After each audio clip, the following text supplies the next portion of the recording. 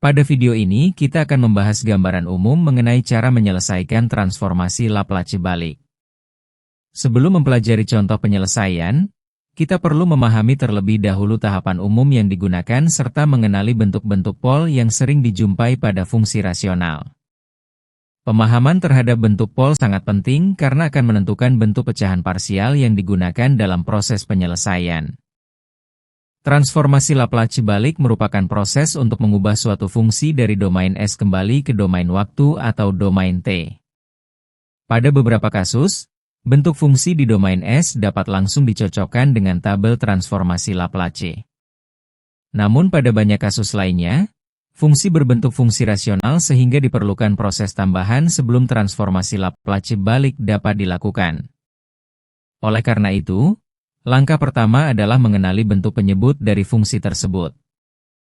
Jenis pol ditentukan oleh bentuk penyebut dari fungsi rasional. Secara umum terdapat 3 bentuk pol yang paling sering dijumpai. Yang pertama adalah simple pol, yaitu ketika setiap faktor penyebut berbeda dan hanya muncul satu kali. Yang kedua adalah repeated pol, yaitu ketika suatu faktor penyebut muncul lebih dari satu kali. Sedangkan yang ketiga adalah kompleks pol, yaitu ketika penyebut berbentuk faktor kuadrat yang tidak dapat difaktorkan menjadi faktor linear. Perhatikan bahwa setiap jenis pol menghasilkan bentuk pecahan parsial yang berbeda.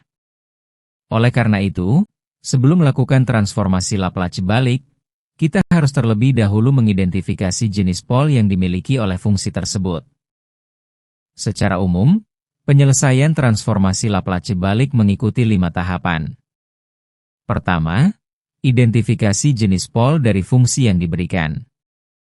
Kedua, tentukan bentuk pecahan parsial yang sesuai dengan jenis pol tersebut. Ketiga, tentukan nilai konstanta pada setiap suku pecahan parsial. Keempat, lakukan transformasi Laplace balik pada masing-masing suku. Terakhir, gabungkan seluruh hasil sehingga diperoleh fungsi pada domain waktu. Pada video ini kita telah mempelajari tahapan umum penyelesaian transformasi Laplace balik serta mengenali 3 jenis pol yang paling sering dijumpai.